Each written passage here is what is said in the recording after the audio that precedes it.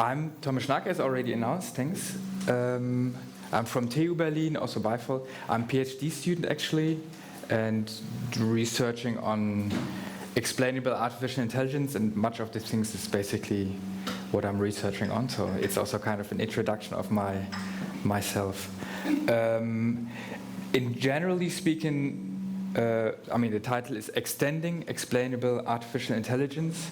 I'm not sure if everybody is familiar with explainable artificial intelligence, but yeah, it resounds kind of, right? Is it okay for you? Okay. So I'm not sure if everybody's familiar with explainable artificial intelligence in general, but what I try today is a bit to go beyond the typical way of explaining neural networks, but I will go in detail a bit about that. But I think just to have a quick teaser is right now, when also people who use neural networks or any machine learning model in a public domain, I mean, for example, as from ChatGPT, I think the need of really understanding what the models do is very evident, because not everybody's domain expert, and not everybody actually, not even domain experts often understand what the machine learning model does. So this is basically the question of explainable in AI. And to answer this a bit more concrete in this case, for example, when we have a machine learning model, explainable AI is in a technical way to find out, for example, having here a neural network, to find out why the model did a certain prediction. So like you have an image in it, and you say, okay, can you tell me why this is a horse or why this is a rabbit? And usually you cannot really say, so the model just does what it does. It gives the prediction, and the question is, yeah, can you tell me why you did a certain prediction? And to also have an example here,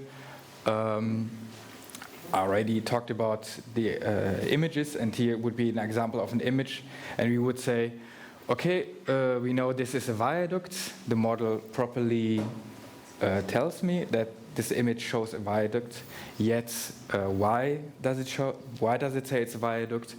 Okay, then explanation comes into account, right? So you would say, explain your decision, and in this case, as you see, we have a heat map, basically. Red colors aim for, like it's evidence for the prediction. So red color would be, these pixels are evident for the prediction, and obviously it's like close to the viaduct, right? And these pixels are like blue is negative, basically. So negative values are non-evident or even negative evident for the prediction. But I mean, in general, we see, okay, the model had made the right decision because mainly it looked at the viaduct here, right? So would be proper. So you would basically say, yes, I trust this model, or at least I trust this prediction, right? But one thing, and that's basically what I'm aiming for today, in many use cases, when you really have a pixel-wise heat map as it is here, it's a bit shallow in often applicate cases. We will see later in what case this is, but we would say this is just one sort of resolution, and in some applied cases, the resolution is not really explaining to people what the model does. People sometimes want more than just a heat map, right? Yeah, this would be the introduction. From now, I would focus a bit on one particular architecture. This is like a VGG16 model. I'm not sure if you know this, but this is like a convolutional neural network. But what I want to do today, also because the architecture is very well known and it has nice properties, is we want to focus on explaining graph neural networks today, right? And much of the things is from some paper we published 2022 in IEEE journal, and yeah. And this is in the first part, I basically go on the general idea of how to explain graph neural networks. But to give an introduction, I'm not sure if everybody's familiar with graph neural networks, but at least we can say graph-based learning is quite important these days. People use graphs. I mean, for example, molecules, in this case, social networks, or this is a dependency tree, for example, for text, so where the grammatical features are also added in the data. And graph neural networks are able to usually perform on these data samples, but as I said, usually you cannot really say why a certain prediction is given. We would say the model acts as a black box, similar as the convolutional networks on images, right? So you don't really know without like incorporating explanation why the model did the prediction, and it's not only for convolutional networks like that. Graph neural networks, same problem, right? But one thing, and that's important when you want to understand the technical part about this, is the graph neural networks has a very specific architecture where the hidden, to just the teaser, where the hidden dimensionality is still not that abstract as for typical convolutional, for example, convolutional networks or other networks. So we have more information, let's say this. And this basically, we would say we basically can extract higher order features from it. And that's what we aim for. And I go also about it in the technical details, but not that much. We will see later also in the on the results what this means. But to give you, I think, when I said people know graph neural networks, I saw much nodding, so I accept for many of you this is not new, but for those who it might be new, like graph neural networks have particular layer structure where you usually differentiate between, basically the interactions between so you have a graph, right? So you have nodes and interaction of them. And in each layer, you basically incorporate these interactions by this, wait, I have this thing, by this mu, which we would basically say the message between the nodes in the graph. And then we also incorporate some, basically node-wise forward procedure. So in very typical case, is this just an adjacency matrix? And this is just a feed-forward neural network, for example. There are more elaborated architectures, but to get a bit the idea. And how we look at it is, for example, we have here always one layer where we have this aggregation part, where you have these interactions between the nodes. These are vectors of the nodes, basically. And then you have the combined function where something happens only between the node embedding, right? Yeah, this is a bit the architecture. And as you can see, and that's what we later will have in every layer, that's what I meant basically. In every layer, you basically have a vector, a hidden representation, which corresponds to a node. So you would start here. So this is J, the representation of one node at the first layer, representation of the same node at the second layer, and so on. In feed-forward neural networks, you don't necessarily have this. Neither do you do it in convolutional neural networks. Like after the first layer, okay, you have no idea what's actually going on there. And here you basically have a better idea. Let's say this, and that helps us to do this. I'll show you. So we explain the model basically by extracting particular features of the model. So a typical way, for example, what people used for also feed-forward neural networks or convolutional neural networks is basically they extract the first layer. For each node, you would basically get in the image just a relevance score, we would call it, for one node. This one, for example. And in the theoretical sense, you would call this a first-order decomposition. Also a bit with the framework of a Taylor decomposition of a model, right? And this is the typical way, so you basically have first-order Taylor decomposition. So in some sense, I would call it quite shallow, because you basically have only linear features. But what we did is a higher order decomposition, and technically this means we get the you get higher order features. So you know, okay, we have in layer 1 we take For example, when you have an atom, the H atom, and then check the interaction between the H atom and the carbon atom, for example, and so on. And then you get chains, basically, chains of this form, which you extract from the model. And technically, again, you can cite here the Taylor decomposition, and in this sense, you would have a high-order Taylor decomposition, right? So which is basically this. I don't go into the details of this decomposition, but for you to see, okay, you have also a mathematical framework which allows you to decompose the model, and also to mention this, to reconstruct also the output. So usually when you sum over all the values here, Ri, or these are all the values, you basically have the prediction, right?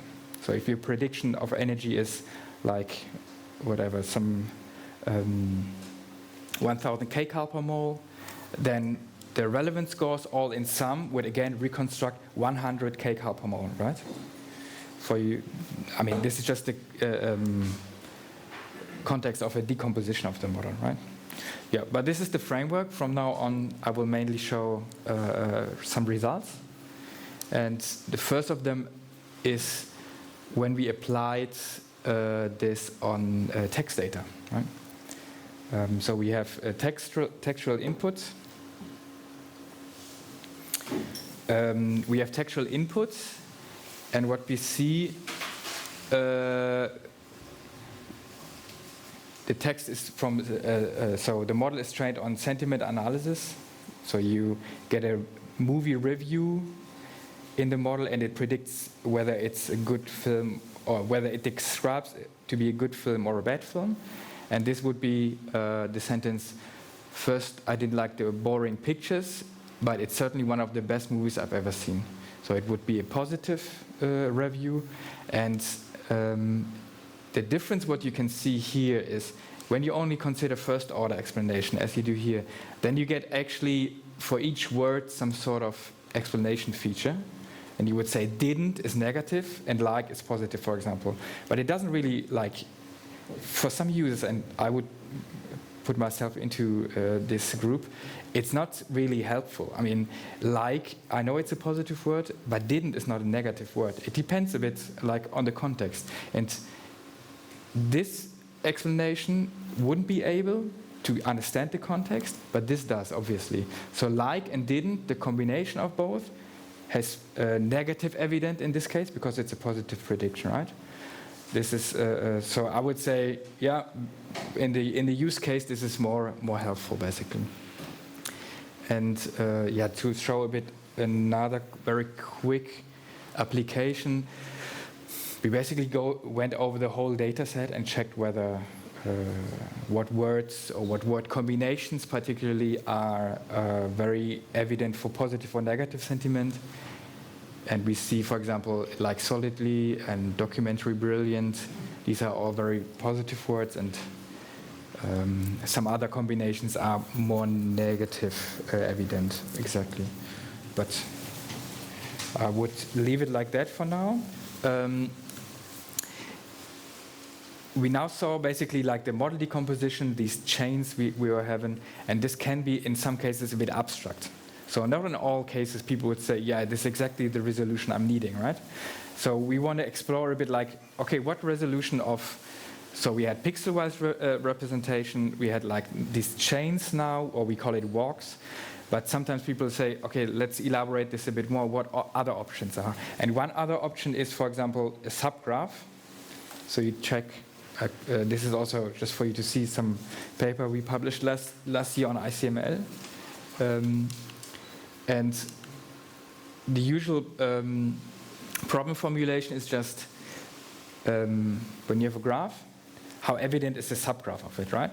So in a molecule, a functional group, for example. And this problem is not directly solved. I mean, if you have pixel-wise or like knot-wise explanation, you can just sum over the atom-wise contributions, but as you see here, for example, if you do this, the resolution is still very shallow.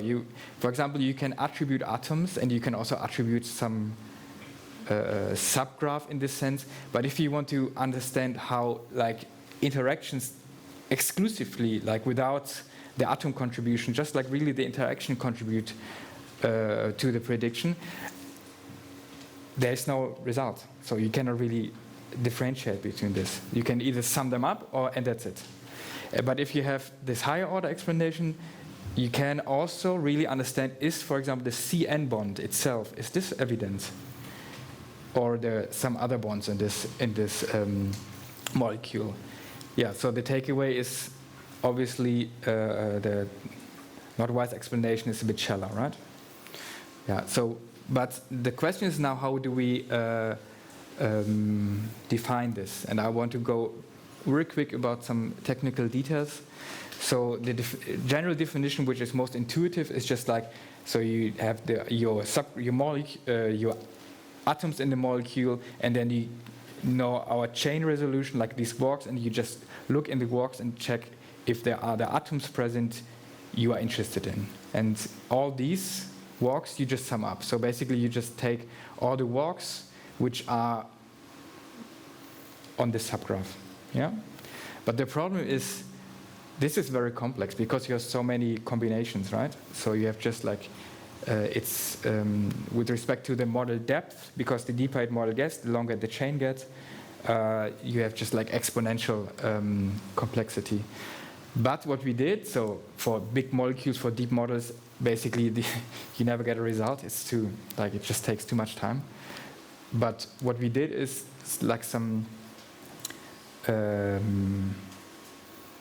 accelerated computation. It's the same result, right?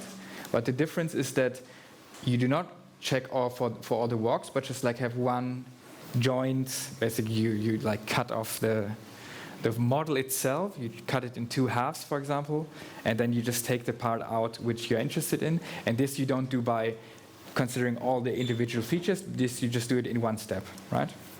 And it's the same. It's the same explanation. The same value, but complexity is linear, for example, with the model depth. So this is very fast. And yeah, this is basically just empirically how fast it is, right? So the one is the mathematical part, but you can see the naive version has exponential complexity, and here it's just like linear. And with respect to the subgraph side, it's just like squared complexity, and yeah. For the new version, it's like basically constant. Yeah. Yeah, this is the part for so this is the one resolution, the subgraph resolution, and there's one last resolution I wanted to discuss, which is in some cases the feature interaction is a reasonable resolution, but still it's impossible to explain your model, because as I said, when the model is very deep, the graph is very big, you have billions of different options for the features, and really to produce the result is still not possible. So we want to discuss how it's possible to maybe find those features which are most evident, right?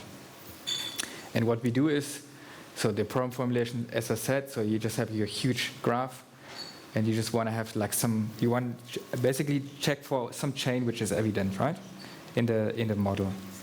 And what we do is, the actual brute force version of this is, as I said, just to consider all different walks in the case and just like compute the relevance or the scores of them. And similar as for the other case, for the model depth, the complexity is similar, so it's like exponential. But what we do is, we have like an iterative procedure where we like start with the computation of the feature-wise relevance scores. And I didn't go that much into detail of this, but usually you do it like iteratively in the model, or at least it's possible to do it. So you start at the output, you check in the one layer which is the best option here, so the best direction.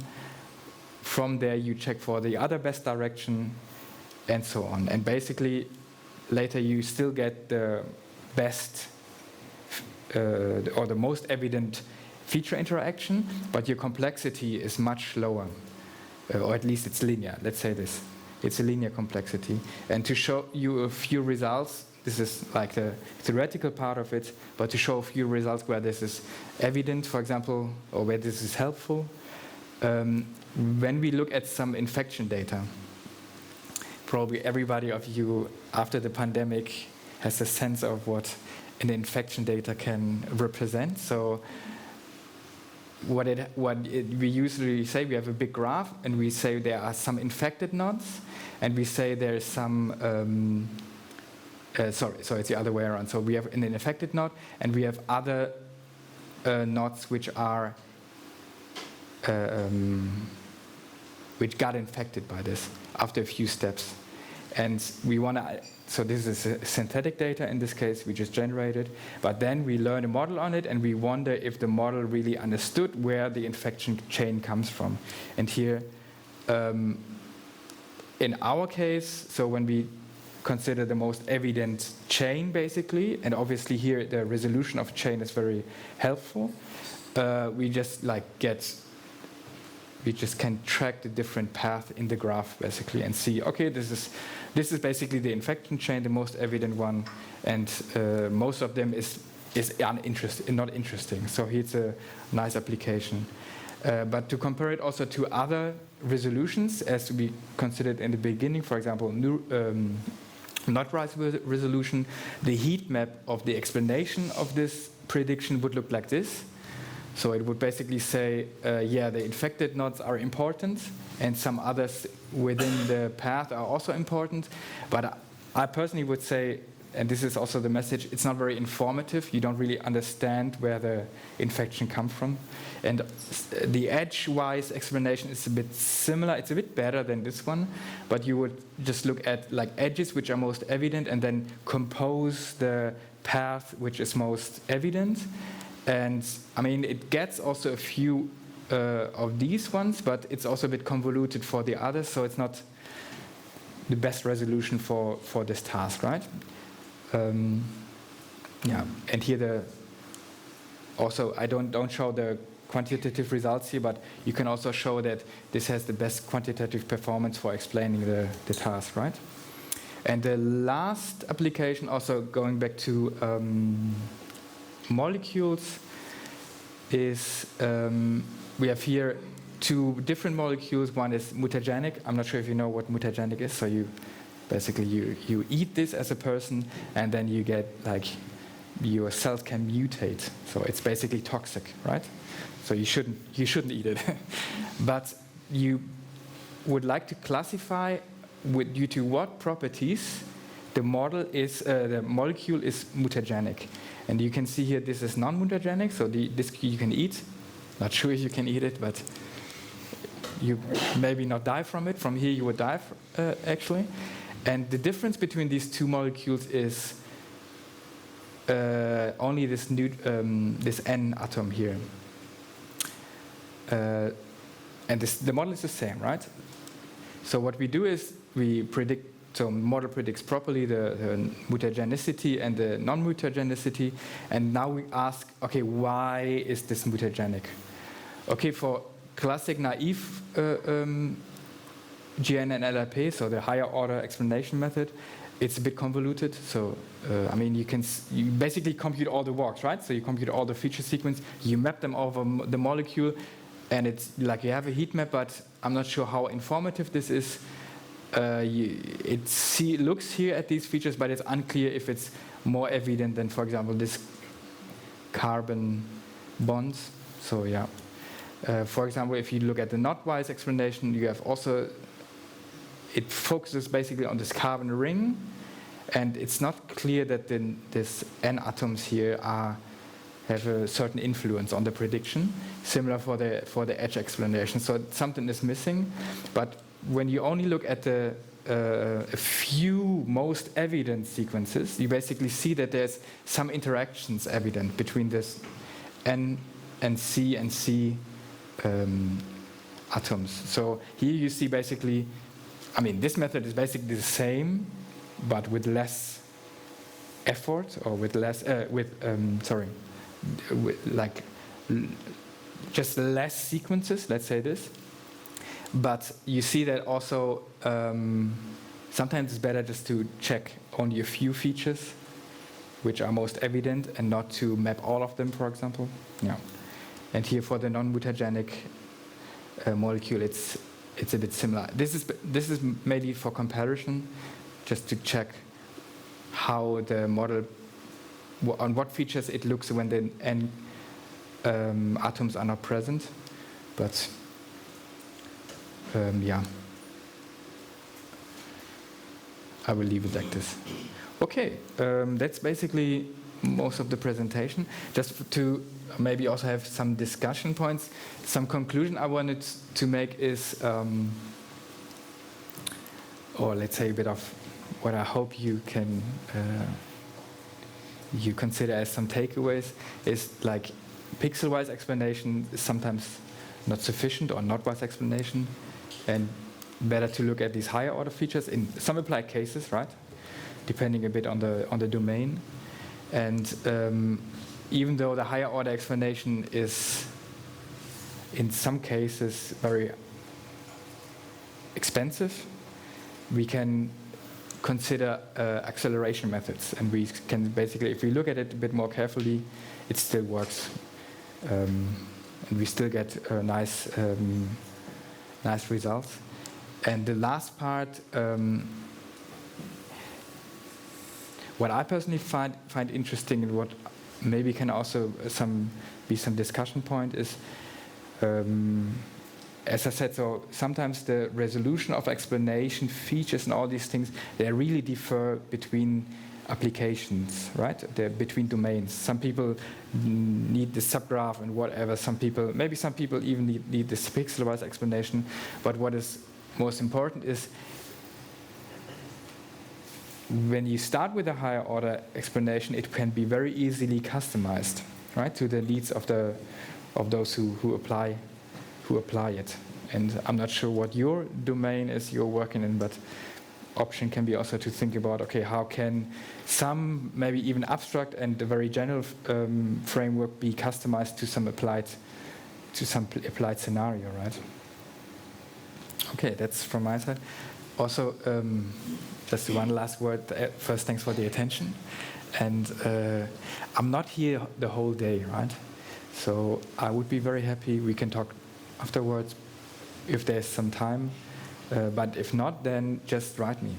I hope also that the connection can be provided maybe on the, I don't know, in some information feature from this conference, and just feel free to write me whenever you want to discuss. Yes.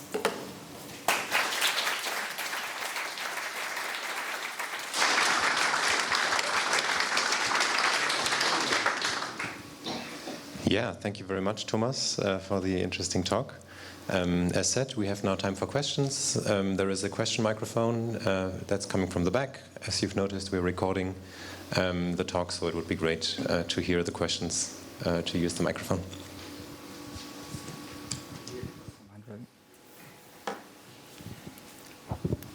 Yeah, thank you, Thomas, for this very, very nice talk. So your last slide actually illustrates beautifully some problem that I always have with explainable AI. So usually, right, I have a machine learning model. I want to open the black box. I have several explainers available to me. You show here 4. And I get different results for each explainer. So in other words, the explanation is a function of my model and the explainer itself. So I understand why this is. This is a field that is evolving rapidly, right? But still, as a practitioner, what should I take away from this? And how do I disentangle now this stuff? So for example, that this GNN LRP is so convoluted, you said yourself, is probably a function of the explainer more than a function of, you know, what is really going on here. Do you have any thoughts on that? I mean,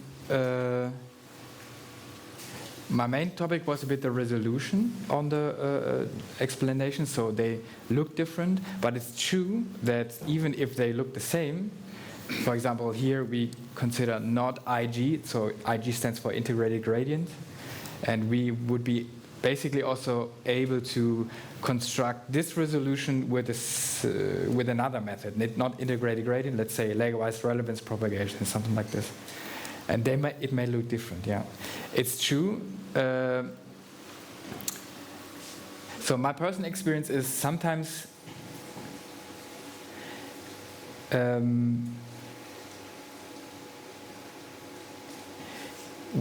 so usually the explanation features look slightly different, but the question is a bit whether it reflects the actual model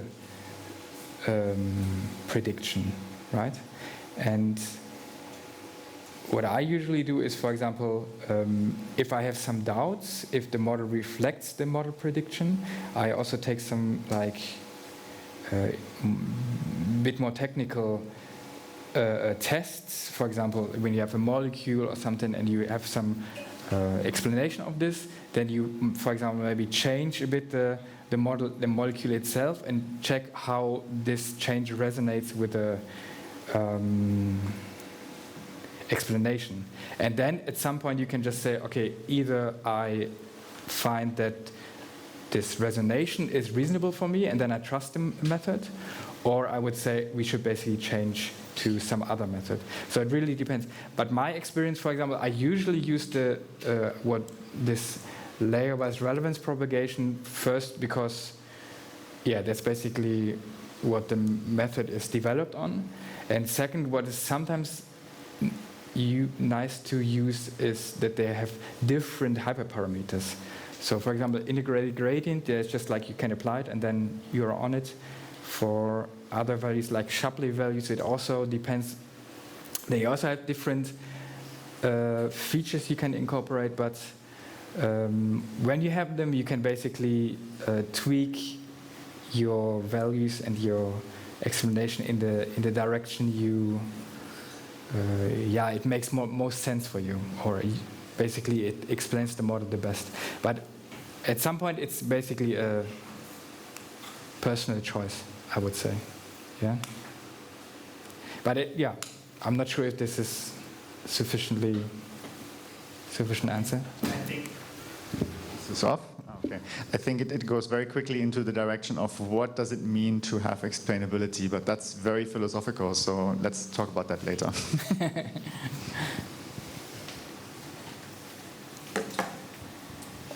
Thank you for the talk. Very good. As a former IBMer, I like to think of explainability in terms of log files. So, the steps that were taken in arriving at a certain solution and the alternatives being considered or not considered.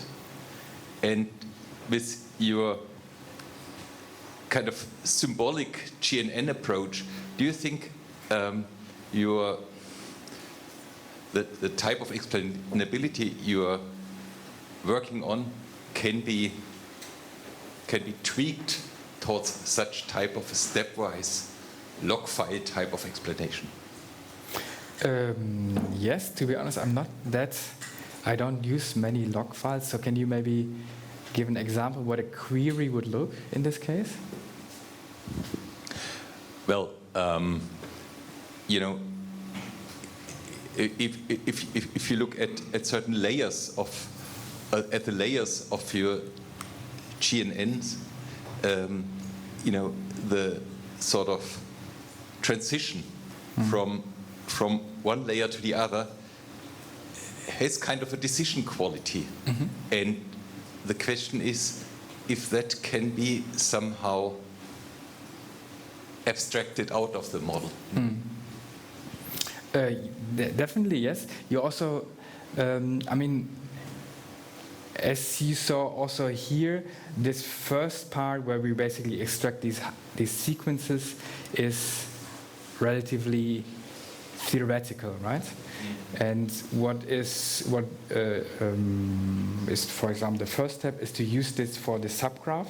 So you know the theoretical framework, but you use it in some subgraph case. And when you want to have some more elaborated questions, for example, how, as you said, like the transition, for example, may look, or maybe how other options, let's say, how evident is, for example, one feature given another feature, like a bit in probabilistic modeling or something like this. It's usually possible, but it's also ongoing research, right? So this is something that is useful and that is also developed, and it's not content of this talk, but I personally think that is definitely possible, depending a bit. As I said, so the log files are not maximally familiar with me, so I cannot really say if it's exactly mappable to that. But in general, the higher order resolution, I said here, is easily customized to very, very special queries on the model in general. Yeah. Okay, thank you very much. There is more questions. Then maybe one more question that we can start with the next talk. Okay, so thank you for your talk. I was wondering, with layer-wise relevance propagation, there's also this concept of concept relevance propagation.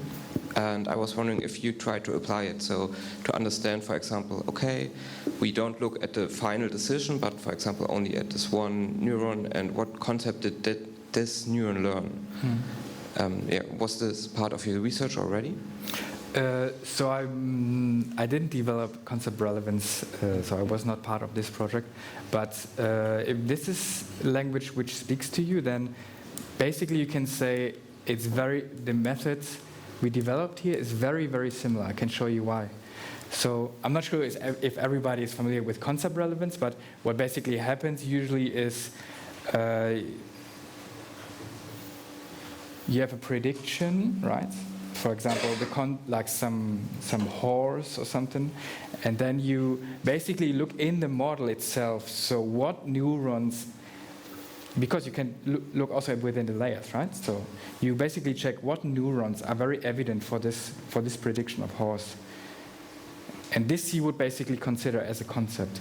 And then in the second step, usually you use other concepts, right? Maybe some like fabric, like this can be a concept, and then in the second step you would just say, okay, I only propagate in the second step through these neurons which were very evident for the concept. You would basically have relevance for something given as a different concept. This is the idea behind it, and the technical aspects is nothing else than, as we have here, very like feature-based explanation. You would say this is J, this is whatever K and L. You would, in concept relevance, basically not have these features. Oh, I also have this pointer. In concept relevance, you'd not have these features, explicit features. You would extract these features from the concept. So basically, you would say this J, K, L is the concept, right? And we also think about have some joint ideas here, because this is very similar, and we already had many discussions how you can combine these two ideas. So interesting that this pops up into your mind, yeah. But in technically, it's at some point it's the same, right? Yeah. Okay, thank you.